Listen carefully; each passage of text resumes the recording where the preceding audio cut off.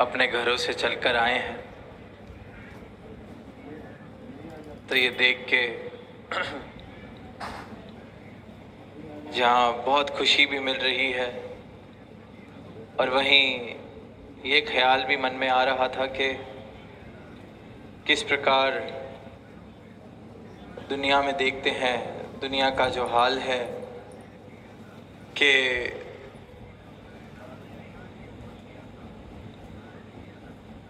इंसान एक भीड़ का हिस्सा बनता जा रहा है। एक ऐसी भीड़ जो सिर्फ और सिर्फ नुकसान का कारण बन रही है। कहीं अगर थोड़े से लोग इकट्ठे हो जाएं तो मन में डर वाले ख्याल आने लगते हैं कि कुछ गलत, कोई नुकसान या किसी को चोट तो नहीं पहुंचा दी जाएगी। ये किस इरादे से कोई इकट्ठा हुआ है। कहीं यहाँ वैर और नफरत फैलाने वाली बात करके उकसाया तो नहीं जाएगा। हाल देख रहे हैं कि इंसान इंसान का दुश्मन, इंसान इंसान को नुकसान पहुंचाने पे, चोट पहुंचाने में, दिल दुखाने में सबसे आगे। और जहां आज से कुछ वर्ष पहले ये कहा जाता था कि शायद पढ़ाई लिखाई की कमी है, इसलिए इस प्रकार का व्यवहार इंसान करता है, तो आज इतनी आधुनिक समय में भी जहां साधनों की भी कोई कमी नहीं, पढ़ाई लिखाई की भी कोई कमी नहीं, वहां भी इंसान की सोच या इंसान का व्यवहार अभी भी नुकसान पहुंचाने वाला, सहनशीलता वाले भाव देखने को मिल रहे हैं कि खत्म से खत्म होते जा रहे हैं। कोई अपने से विभिन्न विचार रखने वाले को सीधा ही अपना दुश्मन मान लेता है। तो जहां ऐसी भीड़ का हिस्सा इंसान बनता जा रहा है, वहां एक नज़ारा आज ये भी देखने को मिल रहा है कि इतनी संख्या में संत महापुरुष आए हैं, प्रेम का संदेश दिया जा रहा है, मानव को मानव से जोड़ने की बात की जा रही है, चैनो अमन से जीवन, ये समाज युक्त हो सके, ये प्रेरणा दी जा रही है।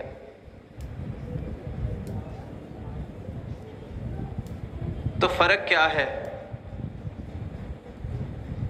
ये जो संत महापुरुष एकत्रित होते हैं, ये कोई भीड़ नहीं है।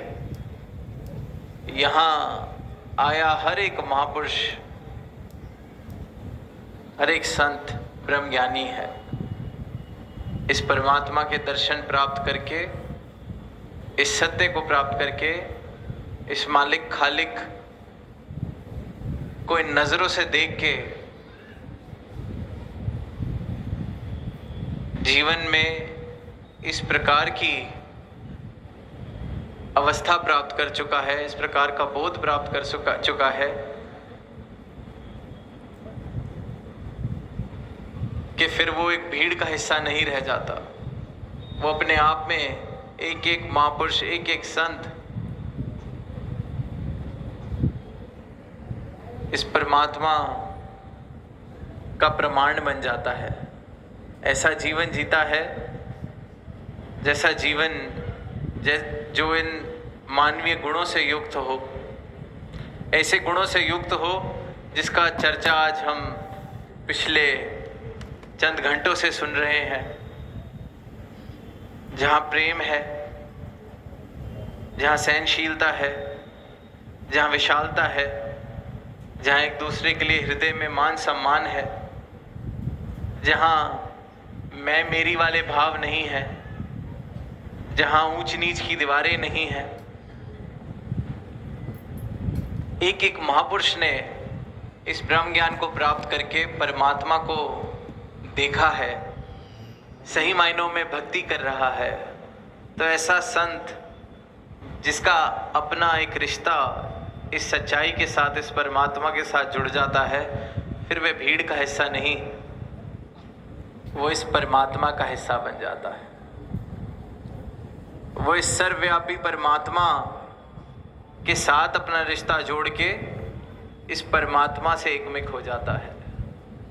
और फिर ऐसा संत, ऐसा महापुरुष जहाँ चलता है तो ये भक्ति वाली महक साथ लेकर चलता है। इसलिए देख रहे हैं इस संख्या में यहाँ सब हाजिर हैं और बात सिर्फ और सिर्फ एकत्व की जा रही है। ये नहीं कहा जा रहा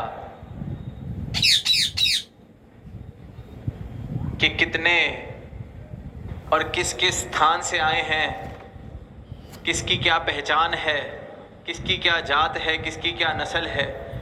इन सब भ्रांतियों से, इन सब बातों से ऊपर उठ के जीवन जिया जा रहा है, जहाँ इस एक मालिक खालिक की प्राप्ति हो गई ही है। वहाँ इस बात का भी बोध हो गया है कि हर मानव एक है, सबकी जात एक है, सबकी जात ये परमात्मा। कोई ऊंचा नहीं, कोई नीचा नहीं, सब में ये एक मालिक खालिक बसता है। सबकी पहचान एक, सब इस एक से उपजे हैं, सब इस एक में निवास कर रहे हैं और सब में ये एक निवास कर रहा है। तो जो फर्क के कारण है, वैर के कारण है, दूरियों के कारण है, वो खत्म हो जाते हैं, वो मिट जाते हैं। आज निरंतर प्रेम की बात हुई, तो प्रेम जीवन में तभी आता है जब अज्ञानता मिट जाती है, क्योंकि इस अज्ञानता के कारण ही नफरतें हैं, इस अज्ञानता के कारण ही नुकसान वाले भाव हैं। किस प्रकार की अज्ञानता है? धर्म मजहब के नाम पे लड़ाई हो रही है।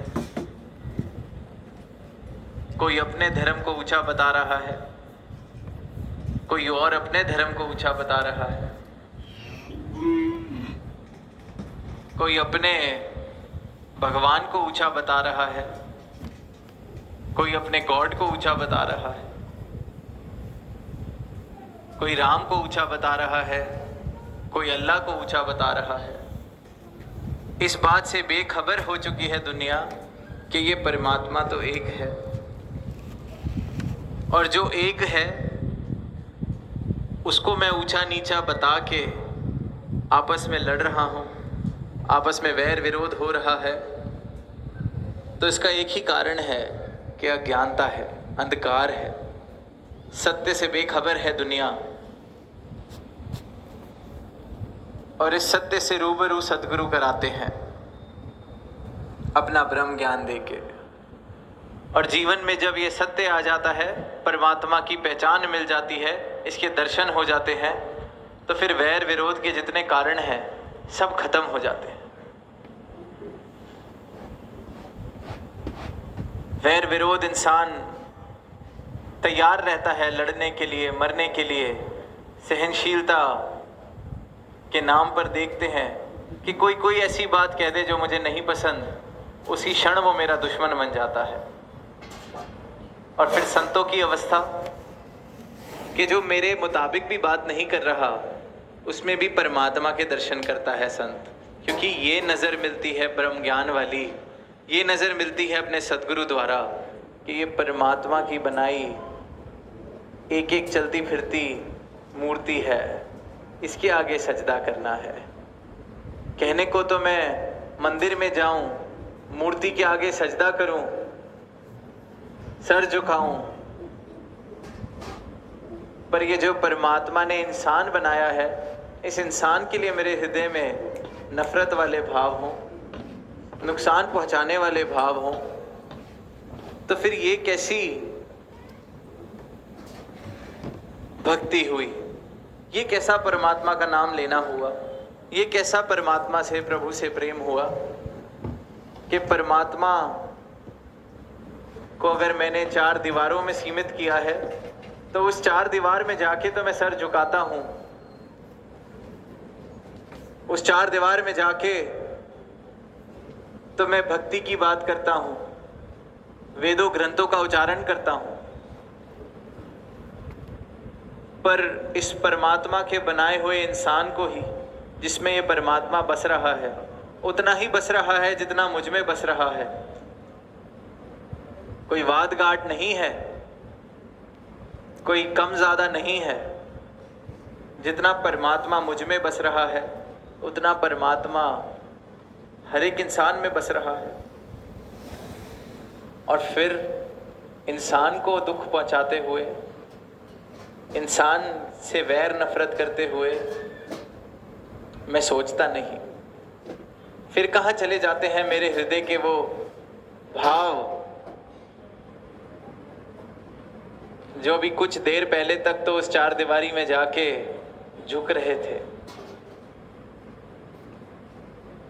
परमात्मा का यशोगान कर रहे थे।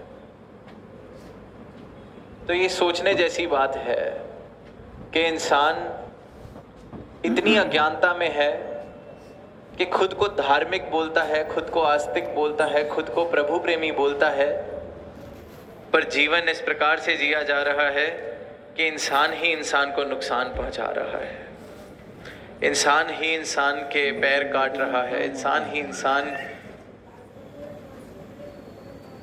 का नुकसान का सबसे बड़ा कारण बनता जा रहा है। तो इसलिए आज के समय में इतनी आवश्यकता में बांध लेने से बात नहीं बनने वाली। परमात्मा कहाँ है, परमात्मा क्या है, इस बात से हम बेखबर हैं। इसीलिए इतना पतन हो चुका है मानवता का, इसलिए इतने प्रमाण इंसान द्वारा दिए जा रहे हैं पतन के। ये कुल हगर है मारा। अगर मेरे मुताबिक परमात्मा किसी चार दीवारी में बसता है, अगर मेरे मुताबिक परमात्मा किसी तीर्थ या मूर्त में बसता है, अगर मेरे मुताबिक परमात्मा नहीं पाया जा सकता, तो ये सब के सब मेरे भ्रम हैं। परमात्मा के दर्शन